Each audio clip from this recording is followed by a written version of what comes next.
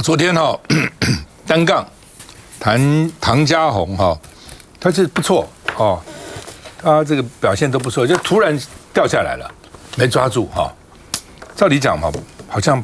这么有经验的选手不会发生这样的事情，那就发生了。那当时他第3个上场比赛嘛，这3个里面他排名第3，那他有机会吗？后面还有5个所以他大概自己也觉得没机会了。可是他不错，他在他要求重新来一次。通常重新来一次会有压力的。我第一次已经搞成这样了，那个单杠对不对？那个跳来跳去，翻来翻去，整套表演完毕，表现非常好所以我们常常看很多人说，哇，受了挫折以后就灰心丧志了。他跟你撑到底，我觉得这个斗志是很了不起的就后来我看到什么颁奖，他们也在里面呢。我说他怎么会是后面5个人通通失误？这根本不太可能是他说，所以他们说鬼月会影响到奥会，当然是迷信的后面5个都很强的怎么可能5个每一个都有失误呢？所以他是有失误，相对来讲他表现还不错而且人家第2次表现得很好，所以跟大陆的选手一起都拿了铜牌，真的是不容易绝对没机会。所以以前就有一个企业家跟我讲说，你要注意你看一个人不是看他成功以后怎么样，看他失败以后怎么样。看他以后他失败后怎么面对，比如选举赢了是一种得意输了他是怎样？那像你创业赢了很风光，创业失败以后怎么办？你要看他失败后的表现评价一个人可能比他看他成功更好。我记得蛮清楚，我觉得有道理。那像你一路成功，我们怎么看你？我怎么选举都失败了，然后成功？市长也失败了，副总统也失败了，然后一路成功。好，只是我没有把它当一回事而已。好，那么这个说，其实的确世界看到台湾，觉得看到台湾这样一个人能够这样最后坚持到底，得了奖了8个人上场，从他第3个开始6人都失误，几乎不可能所以呢，的确表示奥运很难，尤其那个体操是很难的真的是不容易的那所以网络就说是巴黎是一个鬼门关怎么会这样子呢那这个夺了铜牌，其实他如果不掉下来，搞不好金牌按照他初选的那个分数，他是可以拿金牌的，这是很厉害的而且他那个阿基里斯腱才受伤，才断掉，才半年所以他说这不是终点，意思就是说呢，这其实只是一个中间的终点，而不是最后的终点所以他说他的身上都是奇迹真的是了不起。你说奥会看到很多选手真的奋战到底，那个决心让人家真的觉得很了不起。我们看一下。巴黎奥运中华队在奖牌进账，体操国手唐家宏获得铜牌佳绩。虽然比赛过程不是最完美的状态，而且一度掉杠，但唐家宏心里只想着想让世界看见台湾有很棒的选手，要呈现最好的一面，没有太多犹豫，重新调整自己，继续把套路完美做完，也使出了最拿手的绝招冒跳540度，完美落地，最后得到总分13.966分。因为我觉得其实可以走到进决赛很不容易，对，那也其实进决赛也已经证明了我们团队的整个方向是正确的。获得佳绩忍不住红了眼眶，唐家宏是第1名上场的选手，他说自己很喜欢第一个上场，比较不会受到其他对手的影响，能挺进决赛已经是对团队很大的认可，这就是巴黎奥运的魔力。这个动作其实它细致度是非常，就是它的技术是非常细的。对，就是你一点点没有控制好，其实它离杠的距离是你没有办法控制，会差非常多。高技术加上奥运会场带给选手的压力，导致8人上场有6名选手出状况。最后唐家宏和中国选手并列铜牌。唐家宏说会继续努力，希望下次要拿到更好的成绩。不过这次是唐家宏左脚阿基里斯腱撕裂受伤后，历经开刀复健，只花了7个月就重新回到赛场，并且夺牌，已经是强势回归。过程中的努力，从没办法走撑拐杖，然后慢慢的去复健，然后老师陪我去聊整个心理的过程。到今天虽然没有到很完美，对，但是我觉得这个铜牌是证明我们整个过程中努力辛苦的一个价值吧。一路走来实在不容易，但这次夺牌已经是一剂强心针。唐家宏说，下次一定要拿到更亮的奖牌。我看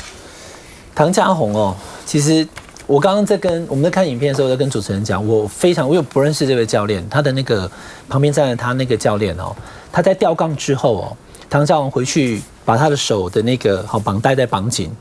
然后上点石灰的时候，教练过来再把他扶上去。我觉得那个教练真不容易。我们当时看到唐家宏，当然很高兴哦，那个能够得到铜牌。可他教练告诉他说，把动作完成，因为你吊杠了。那有8个选手要比。他其实在这个资格赛的成绩是14.933分啊。如果以这个成绩的话，这昨天他像是金牌哈，就这个分数最后8个人都没有超过这个分数。可是我第一个上来，我也练这么久，我的这个动作难度又不错，应该想要得牌的，结果掉杠了嘛。那掉杠基本上就无牌了。可是我要把动作做完哈，所以你看大家可以看到那个画面的过程，让他再上去重新把动作做完以后，那就下来啦，因为后面还有7个人要比啊。那第2个、第3个分数都比他高。所以只要再出现1个人分数比他高，第4个上来他就结束了，就没想到后面这个落地出问题的，哪里出问题的就没有想到他最后得到的分数是跟这个张博恒是一样的分数哦，同分了。我要跟大家讲，就今天多说一点这个张博恒我要画面把它 Q 出来，这个张博恒这个中国大陆的选手，他特别给这个唐家宏鼓励，你看他在比赛，他们2个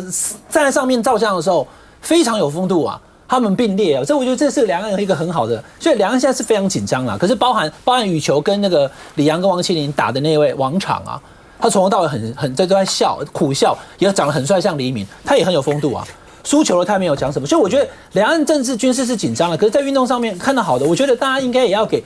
这样的选手鼓励哈，这是第一个。第二个，我们知道这个在这个比赛的过程当中基本上不放弃啊。李洋会当大家这么的有一张照片，因为有版权都不能放了哈。他已经那个球都快要碰地方，大概只有3公分吧，他还是整个人都已经飞扑那边，他一定是摔地上。你去回头看整个比赛过程啊，礼拜天晚上的时候，他有好几次准备要发球之前，李洋都摸一下他的那个胸前肋骨，因为他不断趴地板很痛，可是他没有放弃嘛，所以每一个比赛都是一样。那我们现在还没有谈到的那个林玉婷的部分也是一样。我觉得虽然现在目前遇到了很大的这个争议，包含连比赛之后他的对手可能都不愿意跟他握手。那有很多检测部分，等一下我们把这话题讲完，我再补充我的看法。我们下一段会讨论林玉婷的哈，哎，这个美丽。我觉得这几天呢，我真的觉得全台湾人其实就是一直处在感动当中哦。那这个奥运带来感动的事情，跟那个 moment 真的非常的大，包括那个林洋配，说真的。当时那个林洋配夺金之后啊，那个国旗歌升起哦，到现在为止，这每看一次还会再哭一次。很多人都是这样子看了非常多遍的那种感动跟那种团结，我觉得这种氛围真的是很不容易哦。那讲到这个唐家宏哦，那刚才维汉讲完是讲他现在的状况，我讲一下哦。其实如果我们一个做爸爸妈妈的心情哦，这个孩子喜欢运动，那他有运动的天分，但是他小学3年级就开始做这个训练，可是5年级呢，他就开始因为可能太过于积极的运动训练了，他的右手肘就开始做疼痛了。那如果现在我们一般家长可能就会开始考虑，你要不要走这条路？因为右手已经开始疼痛了。那他高1的时候，他去参加这个全国的锦标赛，他出现了一个叫做玻璃性骨折，可能那个大佬等一下会解释一下，他就出现这个玻璃性骨折。那所以其实就是说，他从在学生时代、孩子的时代的时候，在运动他有大大小小的伤害不断，所以他还可以一直持续下去，让这个热爱他这个运动的赛事哦，而且家里面也去支持他。可是呢，我想大家最知道的就是说，他在这个去年2月在出国比赛之前，因为在国训中心的运动，造成他这个阿斯里肌腱的全断。其实我相信那个全断的那一刻，我觉得他的那个整个心情上面一定也是荡到谷底的，因为运动选手嘛，就是他的体能状况是要最好的，可是他没有放弃。那经过7个月以后，我觉得他在战有一个这么棒的成绩，我觉得非常不容易。我看他从小到大，我觉得那个毅力是过人的哦。那尤其是吊杠的那一刹那，你想想看，全世界都在看，全国的人的希望都在他身上。吊杠的那一刹那，那个心情，我觉得那个压力我们是无法承受的，包括他的教练。可是我觉得他们可以这么冷静的从头来过。那当然，因为这么冷静，那么能够就是在他的情绪也好、抗压性也好，都保持得很好。所以呢，这上天也很眷顾，所以才出现了8个选手，竟然会有6个都产生失误。所以那一刹那，我们在看转播的时候，我们也很紧张，因为那时候已经是第3了，任何一个人只要成绩比他好一点，就超越他了。了。可是最后呢，他还是为我们抱得铜牌。但我要讲，其实我们这个在本来要做这个脸书的恭贺图哦。说真的，在这个唐家宏的部分，我只做了这个冠军，因为我一直认为他其实是可以夺金牌的，按照他过去的这个成绩。所以这次这个失误，我相信他很懊恼。所以他说这不是终点，就是终战的终，而是他未来还会再继续。那我相信有朝一日他一定能够再抱回属于我们全台湾人民的金牌。他拿到铜牌后哭了，说4年以后要拿回金牌，至少这个目标嘛哈。不，这给另外一个启发了，就是说，有时候我们事情呢可能做的失败没那么完美，很懊恼，对不对？可是你想想看，别人搞不好比你做的还没有你好啊，真的是这样子啊。休息一下回来。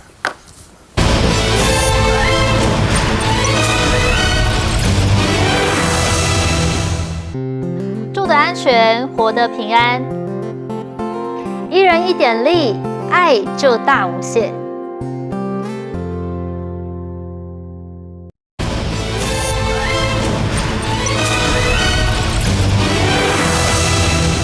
好，最近国际奥会跟国际拳总为了这个选手的性别，林育婷的性别呢，那好像在争论哈。那国际拳总呢就要开记者会，开记者会呢，结果呢没有办法给证据，因为你拿出证据来嘛，他没有拿证据，然后他说是台湾要求不要公布细节，那台湾的奥会就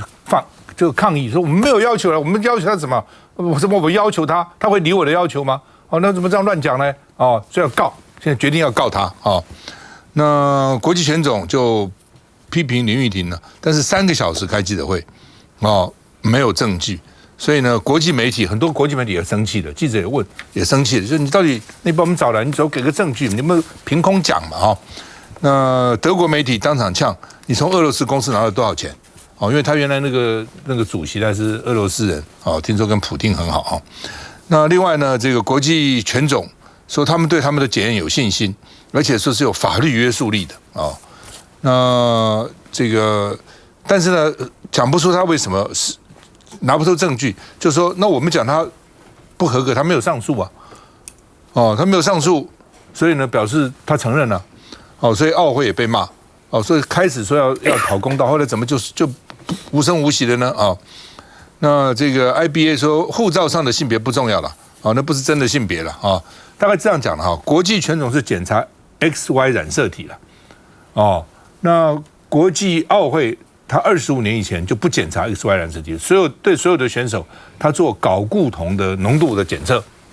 看你睾固酮高还是低如果不到什么地步女性就睾固酮很低嘛，他用这个来这个检验那国际拳总说台湾拳协要求不要透露资讯，那台湾拳协是否认了好，那么主席要扯说台湾是中国的，又很政治嘛那另外江启臣说不应该有政治干预嘛，怎么搞得半天好像变政治一样那国际奥会说她毫无疑问是女人她就是个女人，我们讲她就是女人那中华奥会也现在要发警告函给国际拳总，说你们在干扰这个林育婷那因为国际拳总呢，他的裁判曾经因为表现不公、财务管理失当，还有什么收汇款等等之类的呢，被国际奥会停权了。国际奥会说我不承认这个国际拳总他根本不是这个我们承认的单位等等等等25年前呢，国际奥会就废止了用传统的性别检验。我们看一下。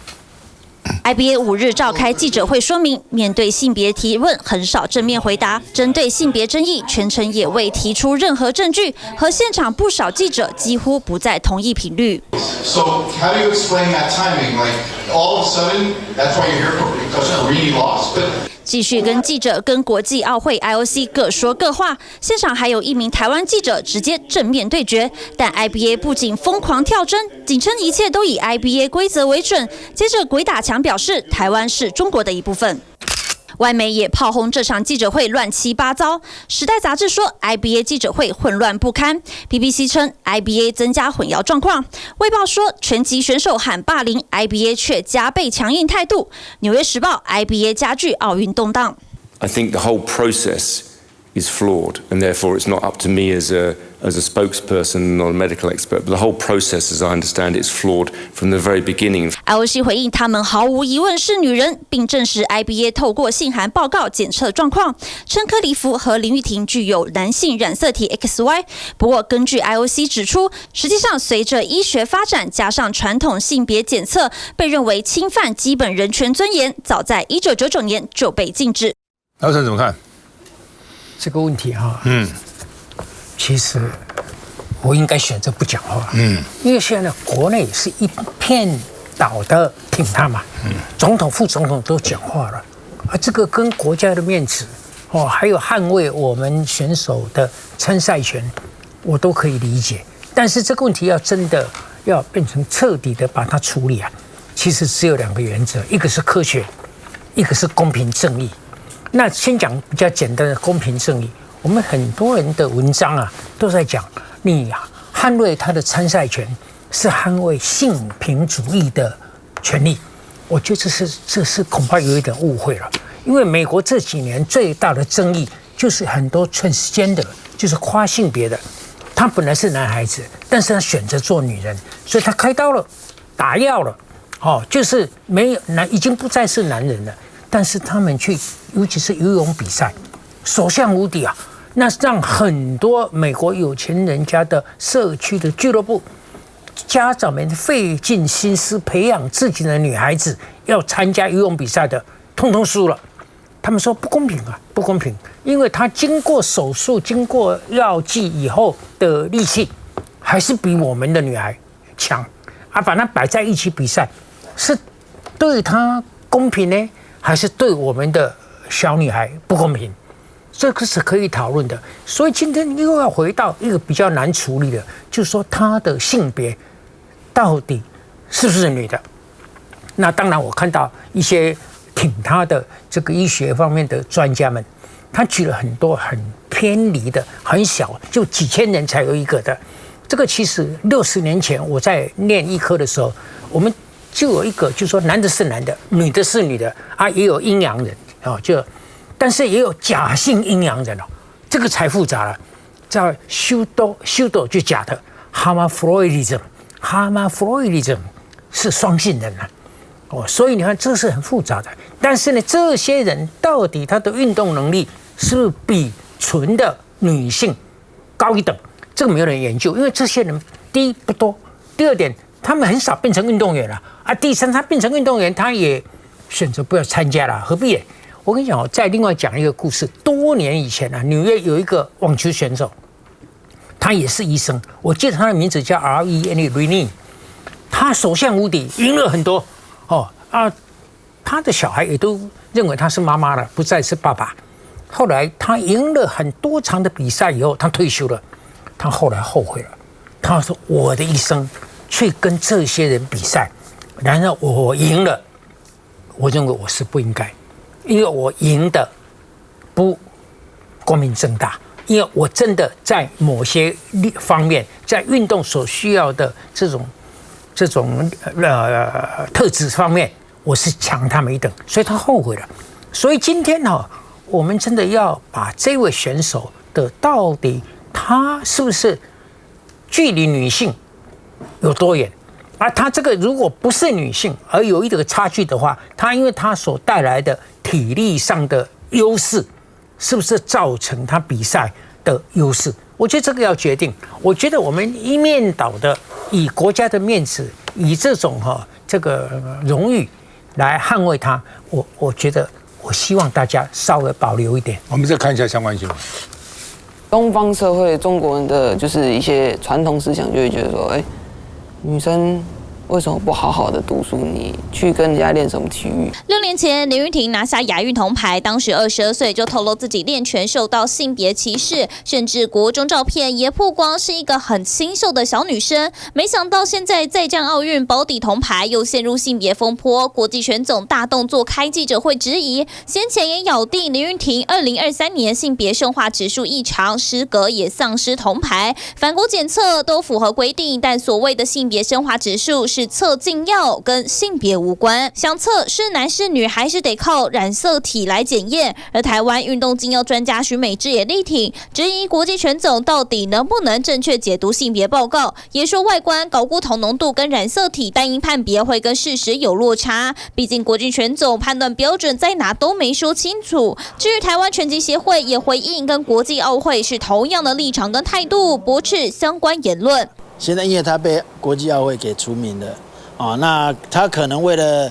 想要炒作一些新闻国际奥会也会给大家一个正确的答案，那就好了。那我们私底下说实在的，你再去讨论这个，对选手也好，对国家也好，都是一种伤害。教练、专家都力挺，质疑国际拳总的判断标准，也说奥会都说没问题 ，OK 了，希望纷扰快结束，让玉婷全心全意回归场上，拼出更好成绩。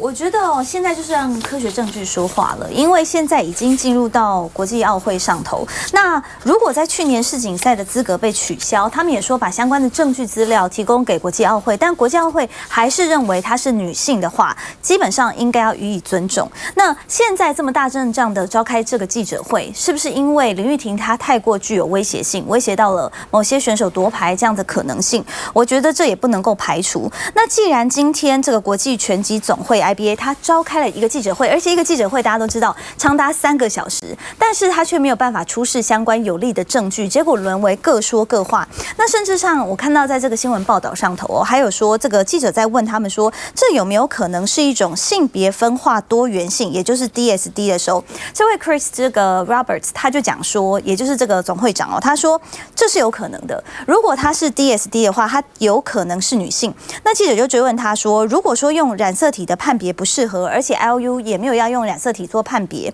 而且他们已经做出了他们认为的这个合理性的报告了，然后呢，你又没有实证的基础，如何能够指控他就是一个男性？所以任何事情，如果现在已经到了这个国际奥会的赛场上头，就应该让证据来说话，而不是召开一个3个小时，然后大家一场空，越搞越混乱的一个记者会，然后大家搞不清楚状况，反而对我们的选手造成了极大的压力事实上，在这个事件上头，我们认为说这个体育署绝对要捍卫我们选手的权益到底。毕竟我相信现在大家在那边聚焦在他怎么 XY 染色体，然后他的身份上头的性别的这个认同，或者是说他的外观是不是男性跟女性，我觉得这都已经太过超逸了。因为他今天是逐步的过关斩将到了这个国际的赛事上头，不到最后不要放弃，因为呢现在呢他已经是在这个众所关注的焦点当中。那回到这个奥运的这个话题，我也想要再抓一点时间聊一下刚刚唐嘉宏的这个部分其实我昨天看到他在出赛的过程当中，我个人觉得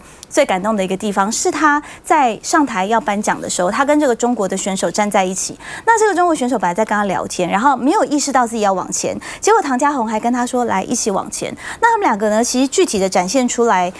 在这个赛场上头可以竞争，但也可以对话，也可以相互的肯定，而不是全面的否定。我觉得这是一个相当好的运动的示范。休息一下再回来。